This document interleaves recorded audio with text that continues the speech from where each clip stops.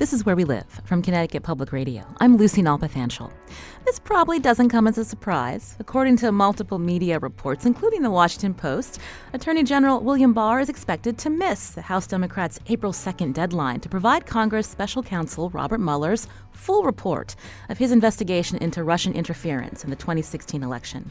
As the Post reports, this delay will, quote, increase the likelihood that Democratic lawmakers will subpoena the Justice Department. And then this will all move into the courts. Now, over the last 2 years, some details from Mueller's investigation have come out about how Russian operatives influenced the 2016 election.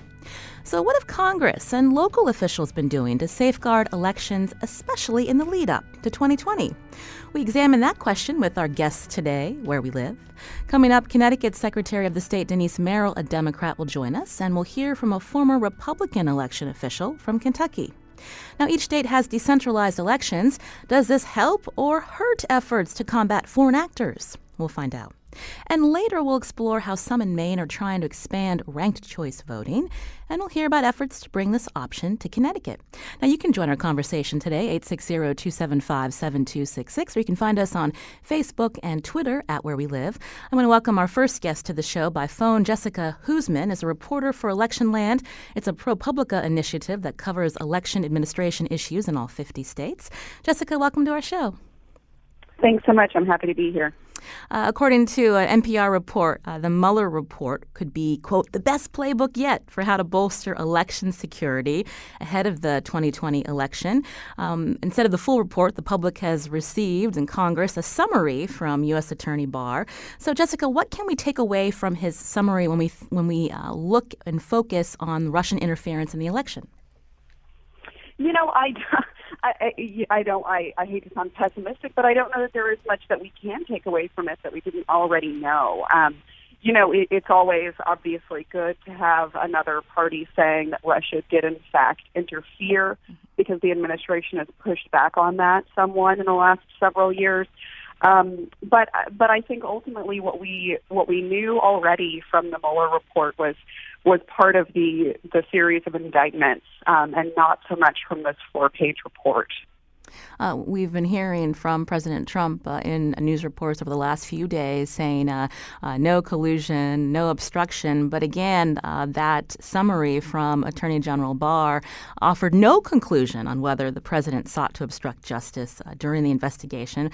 But when we're looking at election interference, what are some unanswered questions? We know during the Mueller investigation, looking at cybersecurity, there's still a lot that we don't know.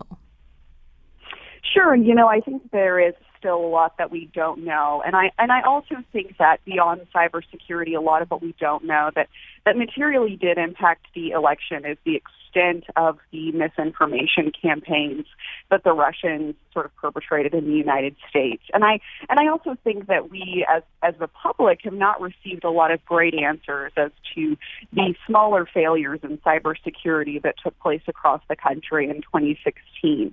And it's not clear to me if the Mueller report would get into things like that. And I don't think that we will know until it's released in a more fulsome way. Some have called this investigation a distraction. What's your take, speaking with election officials who, of course, want to bolster security locally, but do they still believe that there's a lot more they need to know? Sure. I think that in a lot of ways this investigation has been a distraction. I think that it has allowed, for example, the Trump administration to deny that Russia had any part in the election, which Trump has done defensively, right? In order to protect himself against accusations of collusion, he went a step further and said, well, it's not even obvious to me at all that Russia interfered in the election, despite his own administration and his own intelligence agencies saying otherwise.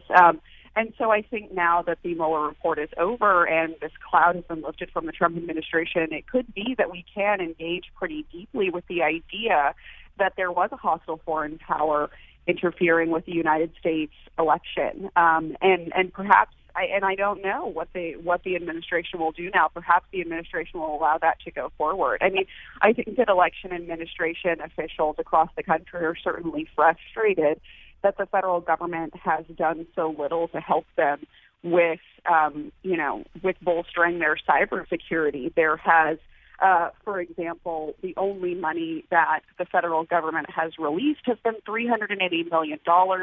That wasn't even new money. That was money left over from the Help America Vote Act. And $380 million spread across all 50 states is basically a drop in the bucket.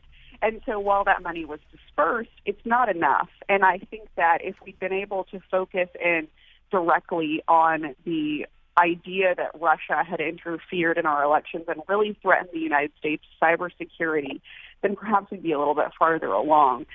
But this investigation has had the impact of politicizing even the idea that Russia has interfered in our elections, and I think that's really held back progress. We're going to be hearing from Connecticut Secretary of the State coming up, as well as a former Republican Secretary of State from Kentucky, to hear a little bit more about some of the details they were looking for and how they've been trying to, safeguard elections locally, as well as, appeasing the voters in their state about the election process. But once that report, when it does become available to the public and to Congress, is there the possibility that some of that information they're looking for regarding election security may even be redacted? It's really hard for me to say. I think that we can probably assume that much of it will be. The Department of Homeland Security has not been very forthcoming in terms of the threats that we faced in the 2016 and even 2018 elections.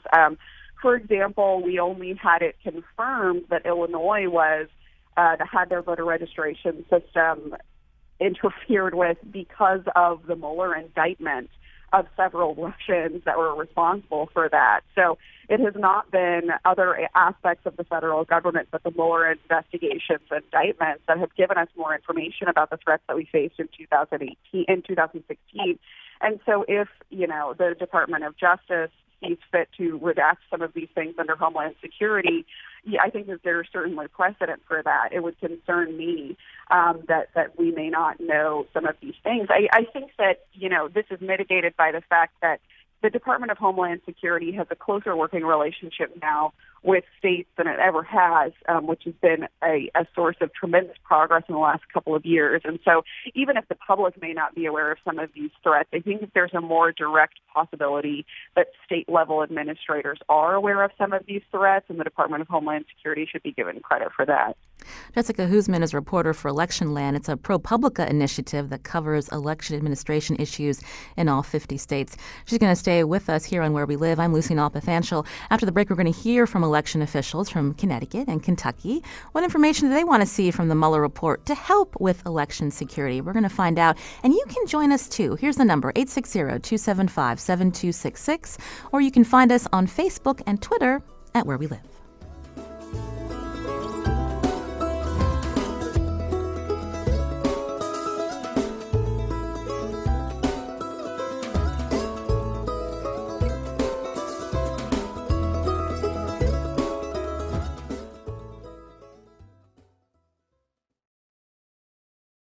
This is Where We Live from Connecticut Public Radio. I'm Lucy Nalpathanchel.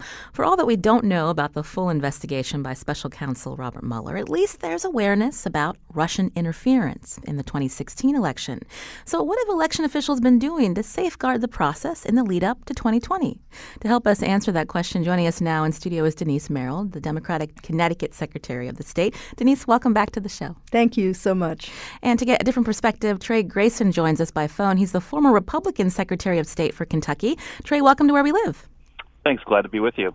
Also with us on the phone as well, Jessica Huseman, reporter for Election Land, a ProPublica initiative that covers election administration issues. We heard from Jessica earlier. So I'll start with you first, Secretary of the State Merrill. When we think about the summary from Attorney General Barr and the questions that remain about Russian interference or just our country's election system as a whole, what were your takeaways when you read that letter to Congress, and what does and doesn't it tell us that you want to know?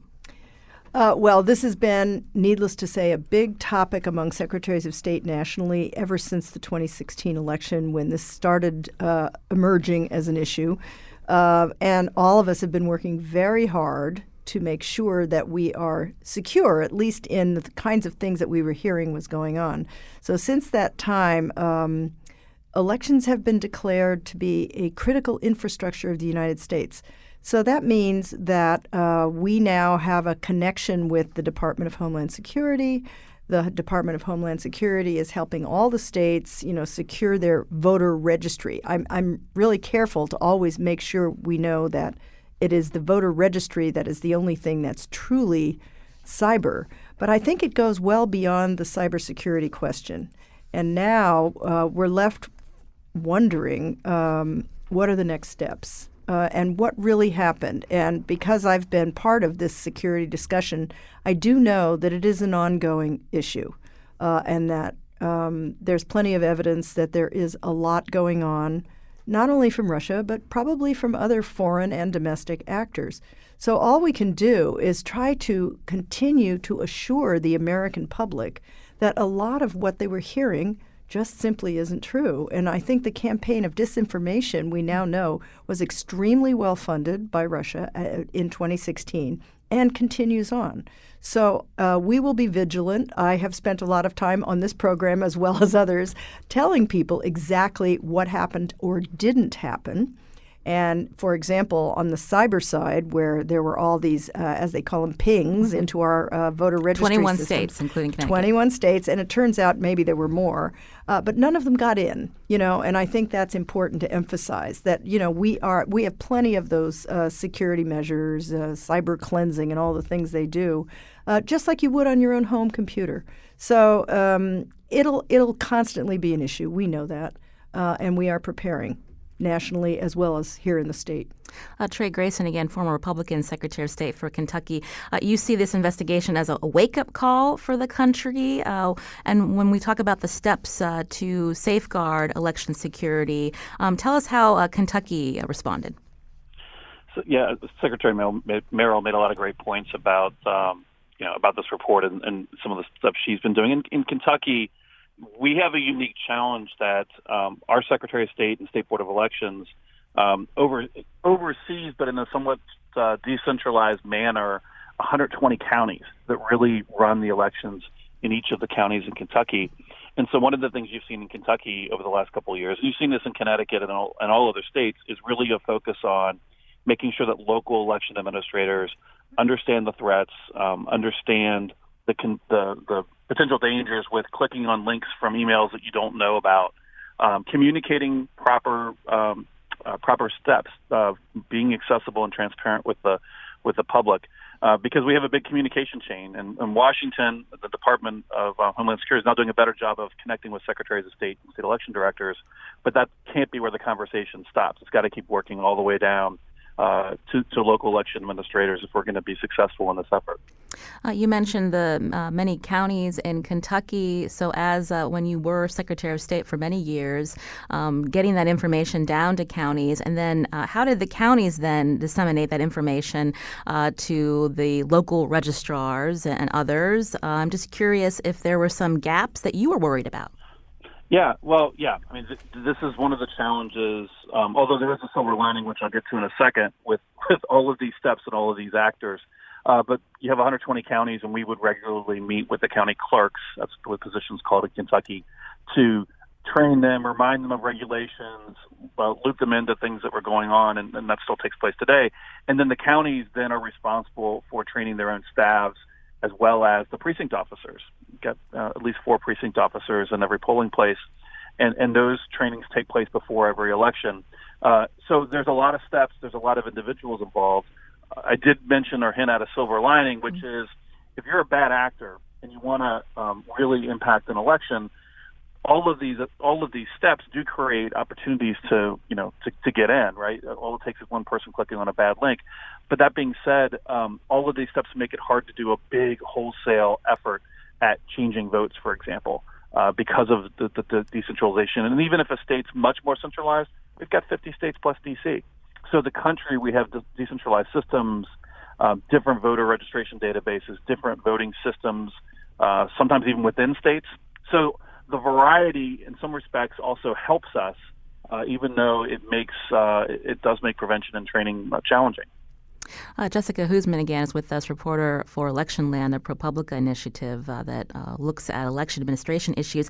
Jessica, I wanted you to weigh in when you hear from two different officials and, with decentralized elections, some of the issues that may come up or just the emphasis on training. Is that enough to help these local officials so that they know not to click on a bad link and where data could be compromised?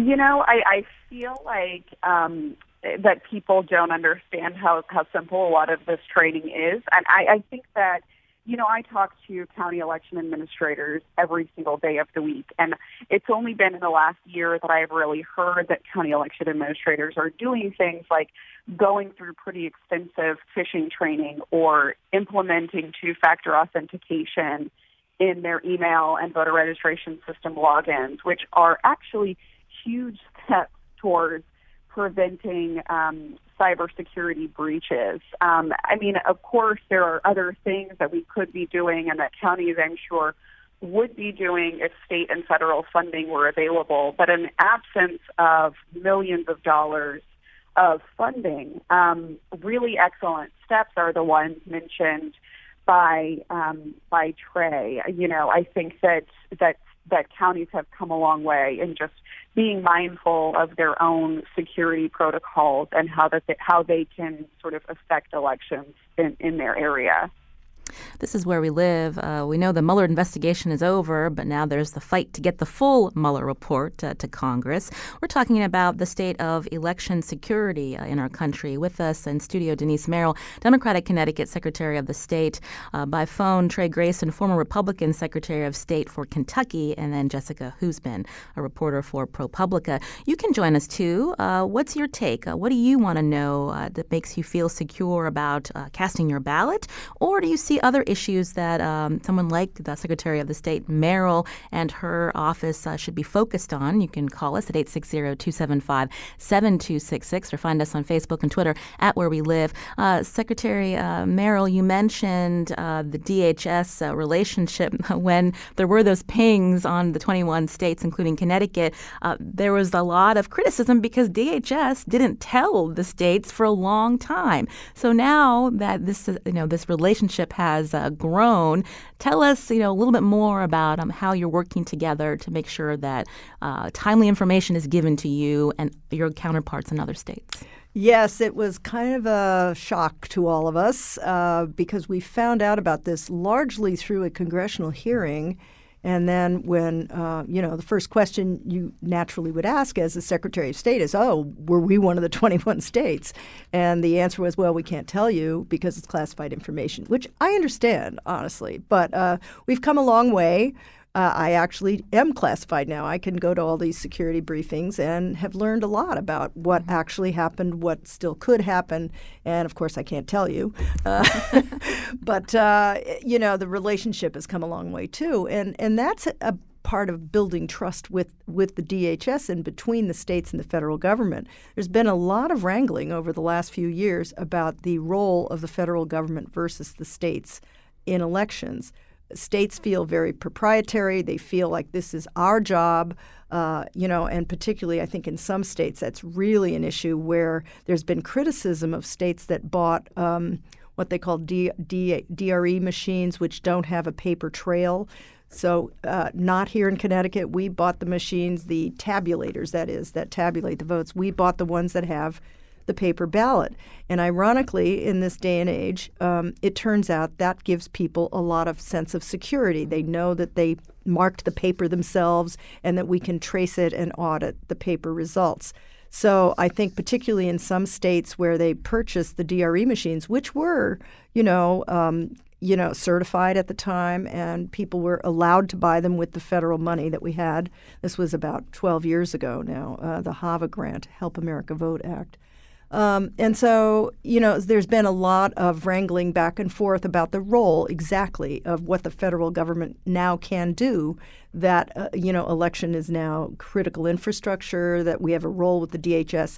I think the DHS has acted in good faith, and we now have relationships with some of the people at DHS, and it always helps if you have those personal relationships, and there's been some trust built now, I think. So that's been helpful. Trey Grayson again from Kentucky. How do voters down there cast their ballot? And if you wanted to also give us your take on how you've seen the DHS relationship evolve with your state. Yeah, we have a mixture. As Secretary Merrill indicated, we're one of those states that still does have some of those DRE or electronic voting systems. When I was Secretary of State, we were implementing the Help America Vote Act, and we added these machines because they were allegedly state of the art, and they provided accessibility to all voters, so you could vote without assistance, even if you were blind, for example. And I remember in 2006 or 7. Finding out from some computer scientists about the vulnerability of these voting systems. And so I quickly changed my position publicly and said, we got to go vote on paper. We have to go, back to the future, if you will, and vote on paper because it's something that we can always come back to. It also provides a great deterrence. But unfortunately, not all the counties in Kentucky have shifted. Some of this goes back to this decentralization. Some of it's financial. So we still have a few counties, including our second largest, that votes purely on electronic voting systems. And that's been something we've been working to change for the last 10 years. I know my successor has been working on that. So we're going to get there. But a few more counties are holding out. As far as the conversations with DHS, one of the things that was interesting is they thought they were communicating with the states at the beginning, going back to the 2016 election, because they were communicating with the IT folks and the chief security officers for the state, because that was their people. And the challenge, they had all these silos, and so they might let the chief security officers for the states know about some of these penetrations, and they had security so they could have those conversations. But election administrators were left in the dark.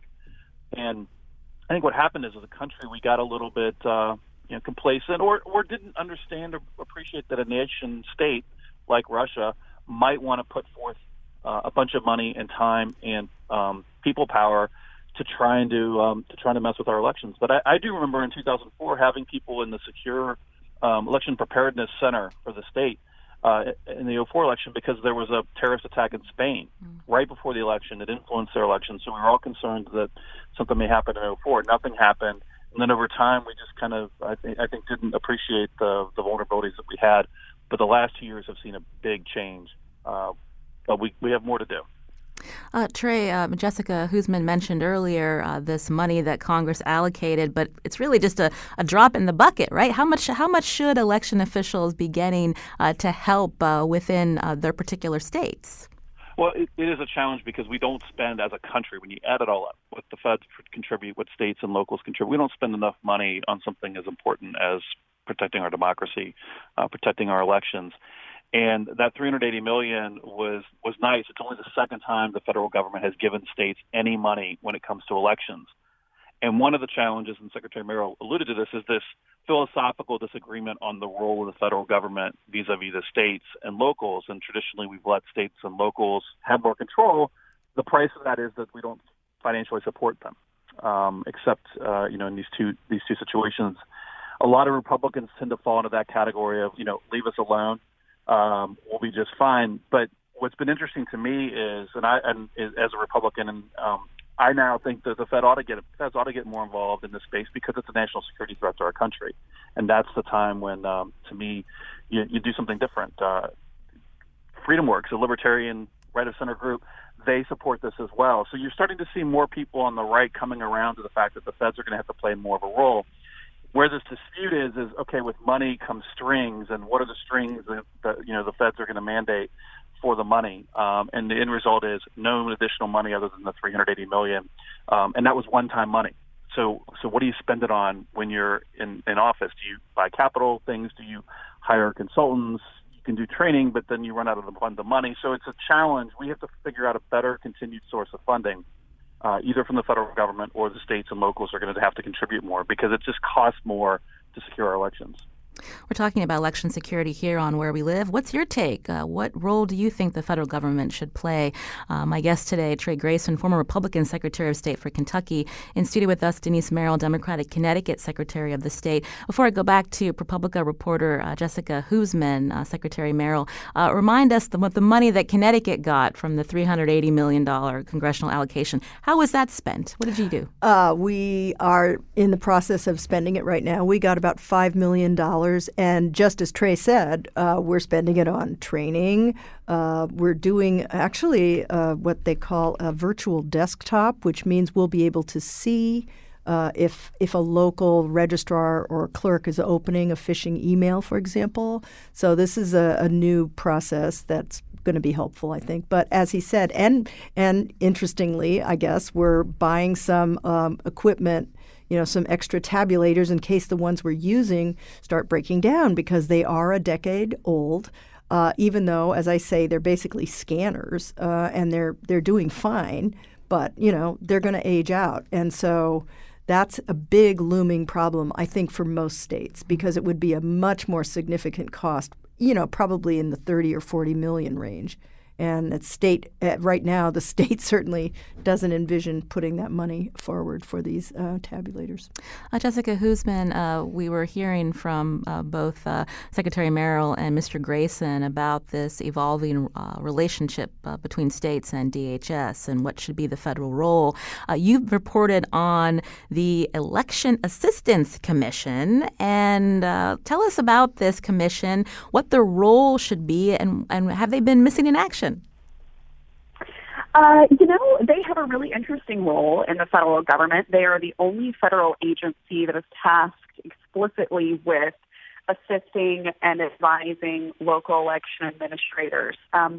They are run by 4 commissioners, 2 from each party. It is rare that they have all 4, though they very recently do have all 4.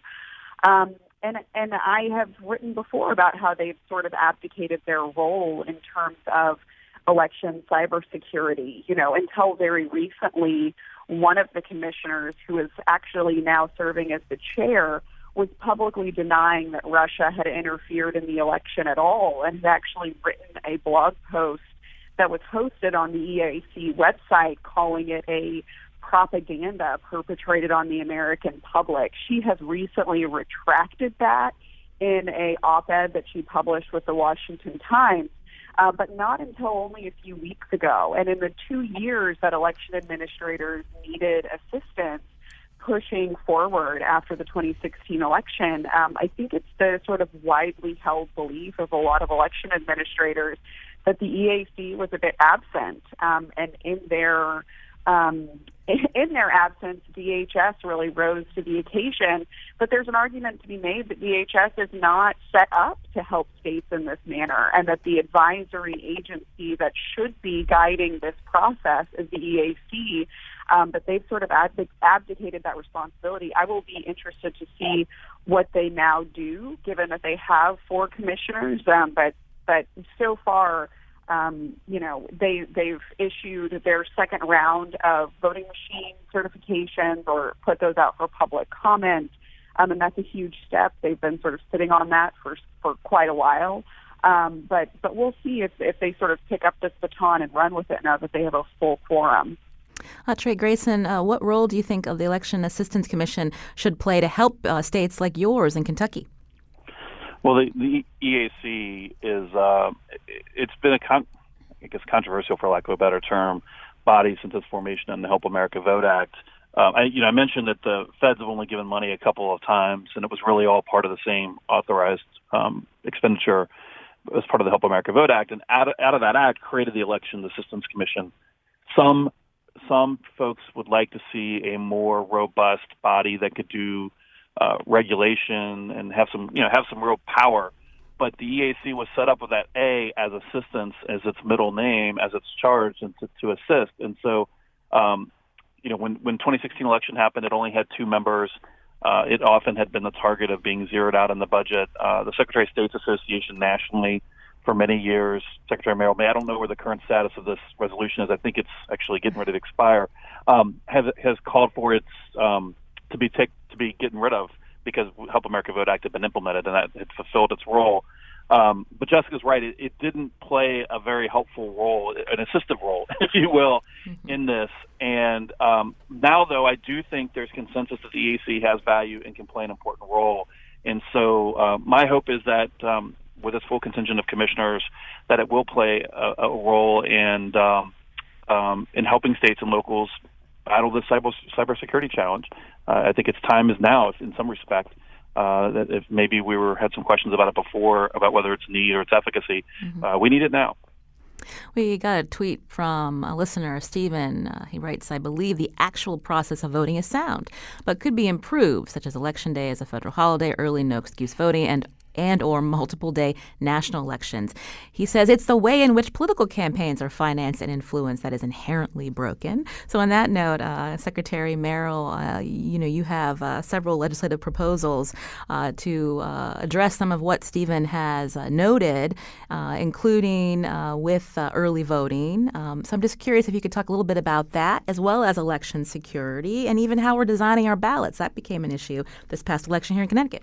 Yes, that's correct. I can tell that listener is from Connecticut because most states already have some of those things. I don't know if Kentucky is one of them, but I know West Virginia, Election Day is a holiday, I think for state elections at least.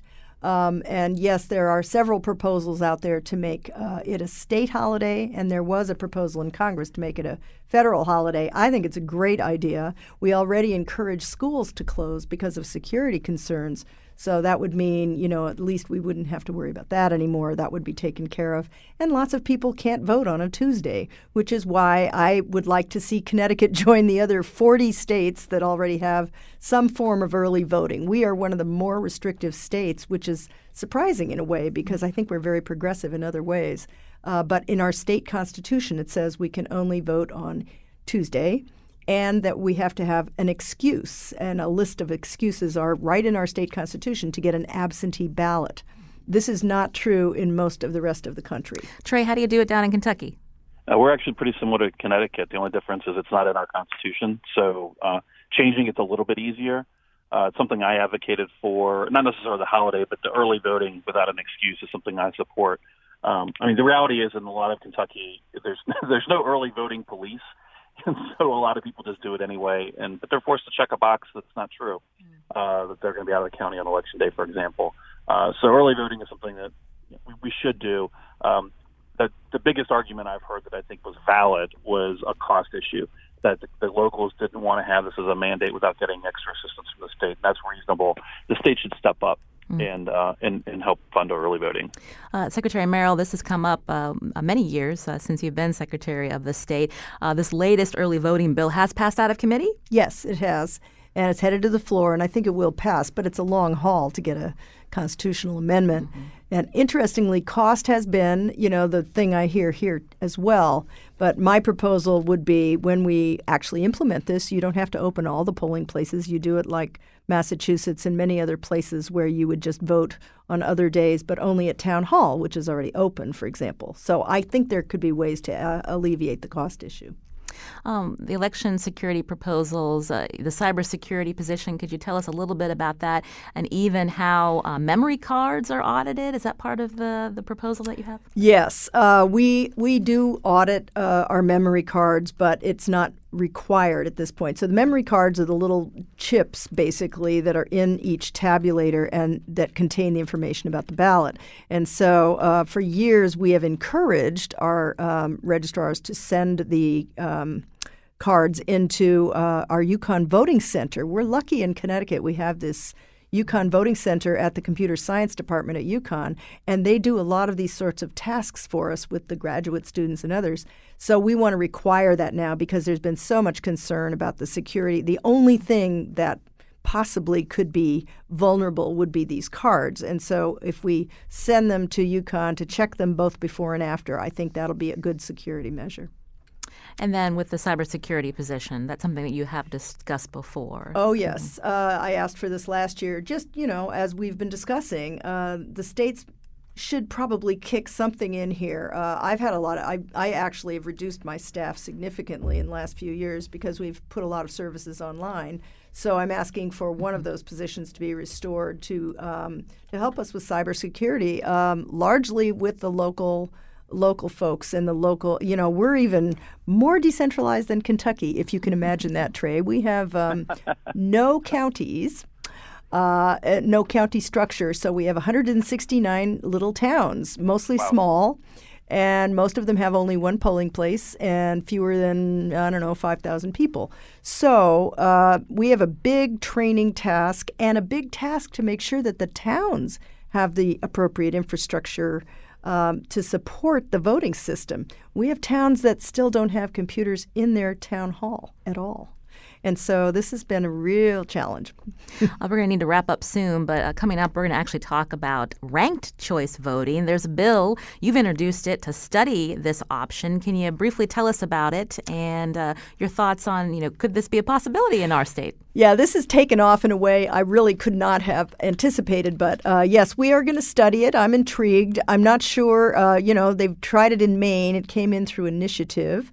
And my colleague Matt Dunlop up there has done a little webinar about whether it really has fulfilled what people think it's going to do, which is give them more choices.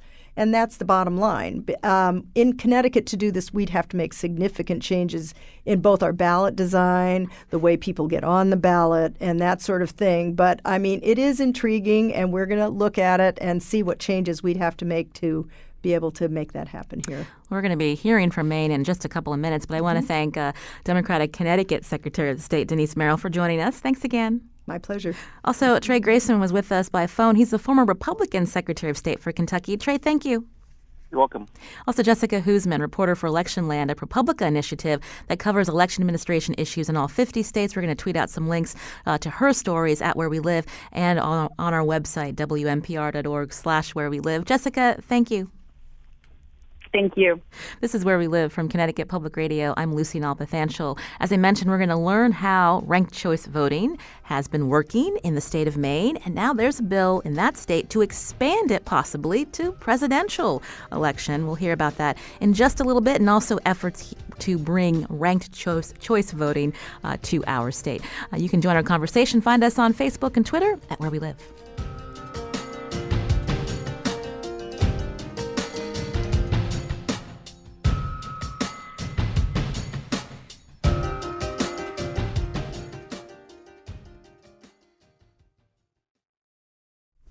This is Where We Live from Connecticut Public Radio. I'm Lucy Nalpathanchel. Maine made headlines as the first state to permit ranked choice voting for certain state and congressional elections. As we just heard from Secretary of the State Merrill here in Connecticut, there's a bill to study how to bring ranked choice voting to our state. Do you want to see that option here? You can join our conversation. Find us on Facebook and Twitter at Where We Live. We wanted to know more about how it's been going in Maine, and also there's a bill to expand ranked choice voting to other elections. So joining us by phone now is Kevin Mueller. He's a reporter for the Portland Press-Herald. Kevin, welcome to the show. Thanks for having me. So just remind us, I know we don't have a lot of time, Maine has ranked choice voting for which elections? Right now we have ranked choice votings for the gubernatorial and the legislative races and congressional races during the primaries, but once you get to the general election, it's only for federal races, so our House and Senate races. And so why did it turn out that way? Is it based on what's happening with what your Constitution says? Yes, exactly. So when the ranked choice voting initiative started in Maine, they wanted it to apply to all races during both the primary and the general election, but it turns out that Maine's Constitution is fairly specific, and it says that for the governor's race and the legislative races, those races have to be decided by a plurality of voters in the general election, and ranked choice voting uses a majority. So our state's highest court ruled, or said in an advisory opinion, that means that ranked choice voting under the Constitution right now does not really apply to the general election for the governor's race. Meanwhile, there is a bill to expand it to presidential elections. Does that have any legs? That it's getting some interesting discussion. There are some challenges to do that, and our Secretary of State's office kind of laid out some of those challenges logistically, paperwork-wise, the timing of it. So it's not clear that's going to go forward for right now.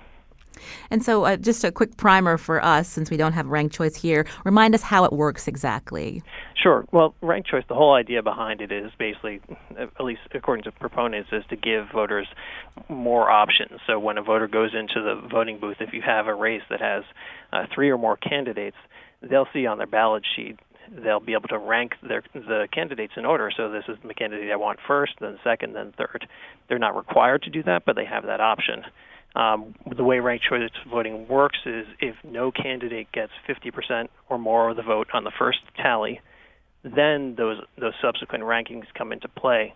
And what happens is all the ballots are loaded into a big computer system, and the computer system will go through, and they basically eliminate candidates from the bottom up.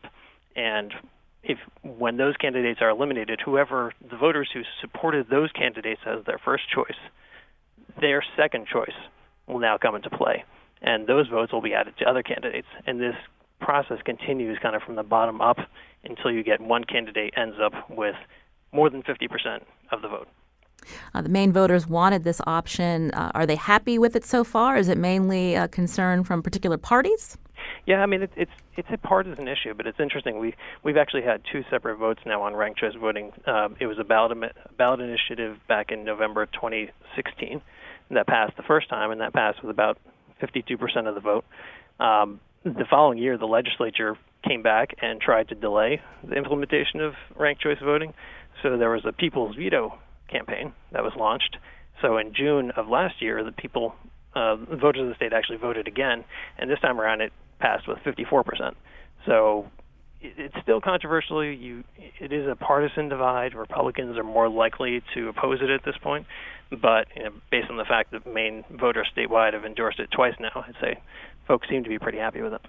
Kevin Miller is reporter for the Portland Press-Herald. He's on the phone letting us know how ranked choice has been going in the state of Maine, as well as a bill to expand it to presidential elections. As I mentioned, there are efforts to bring ranked choice voting to the state of Connecticut.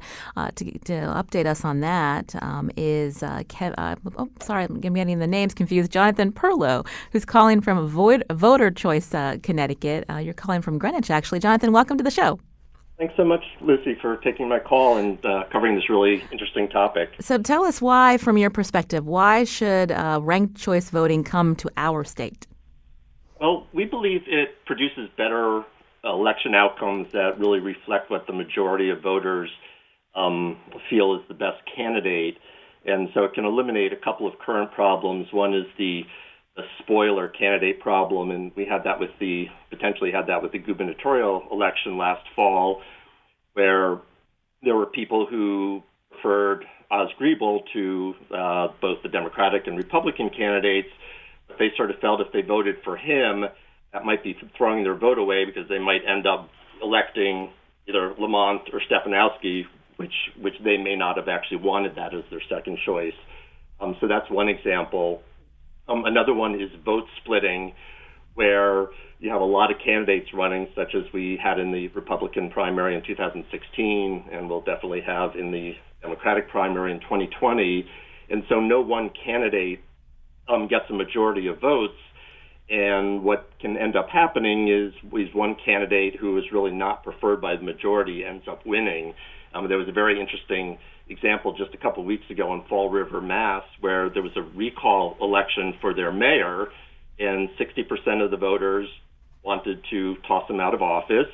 But on that same ballot, they were voting for who was going to replace him, and he was one of the 5 candidates that was on the ballot to replace potentially himself. And indeed, that's what happened, but only 39% of the voters picked him, and about 60% split their votes among the other 4 candidates. And so you can imagine that the current mayor would not have been the second choice of those other people. So ranked choice voting could have prevented that problem. And then the third one is it just reduces negative campaigning because it's in candidates' interests to, if they're not somebody's first choice, to be at least their second choice. So, they're less likely to attack another candidate and alienate that candidate's first choice voters. I think it has a lot of benefits. Jonathan, we heard from Kevin out of Maine about what the Maine Constitution allows versus plurality versus majority with particular elections. Is that something that can come up here in the state of Connecticut with our Constitution? Well, it's possible, and that's why we've been advocating for the bill that the Secretary of State just mentioned, which is really a study bill, and it's in the General Administration and Elections Committee, and it's going to be voted on potentially tomorrow or maybe Monday. And it's really to do a study on ranked choice voting and how it would be implemented in Connecticut, what changes might be required. And as the Secretary mentioned, there's There's concerns about ballot design. So there are a lot of ballot questions, and that's why we just want the legislature to pass a bill to study ranked choice voting and see how it would apply. There has been some pushback. Some Connecticut residents don't like this idea. I'm just going to quote from a letter to the Hartford Courant. Carol from Middletown writes that she's against ranked choice voting. One of the reasons, she says, it seems so complicated. Why would we have to rank candidates? What if there are 3 candidates and we only like candidate C? Why would we even have to rank candidates A and B if we dislike them and really don't want them to get elected? So how do you respond to a sentiment from someone like Carol? That's a good question. The thing with ranked choice voting ballots is you don't have to rank all the candidates. If you just want to pick one candidate, you're welcome to do so. And just as you vote today, you pick one candidate and that's it. But if you want to rank the other candidates and essentially express your second and third choice, you're allowed to do that. And one of the other concerns that we've heard expressed, which is a reasonable one without knowing the details, is that it's going to be really complicated. But there are studies that show that voters understand how to use ranked choice voting. It's been used for at least 10 years in a number of different cities. And so not only do voters understand how to use it, but they actually do take advantage of the opportunity to rank more than one candidate. And so quite a few people, something like 70 or 80%, will actually make that choice. Well, Jonathan Perlow, again, is calling from Greenwich. He's with Voter Choice Connecticut. Jonathan, thank you for your perspective. We appreciate it. Thanks so much, Lucy. I appreciate the time. I wanted to go back to Kevin Mueller. We just have a couple of minutes left, but I just wanted to pick up on the question of confusion. In Maine, have voters been confused when the ballot was in front of them? Well, I wouldn't say there's been widespread confusion at all. Certainly on the first time that it was used, some voters needed a little assistance in figuring out how to fill out the ballot. That was one issue that came up during our congressional race for one of the congressional seats up here last November, where this actually did come down to ranked choice voting, and the incumbent who lost after the ranked choice process filed court challenges, and they kept on insisting that there was mass confusion, and really we checked in with clerks throughout the state and never encountered any mass confusion. I think it's fairly simple when you look at the ballot to figure it out. And again, as Jonathan said, there's not a requirement that someone uses ranked choice voting. So, we just didn't encounter the confusion that lots of folks predicted was going to happen. But certainly, it took a little bit of an education. And there are people there at the polls to help voters. Right, exactly. I mean, and all your local election clerks, they're always willing to help people walk through the ballot.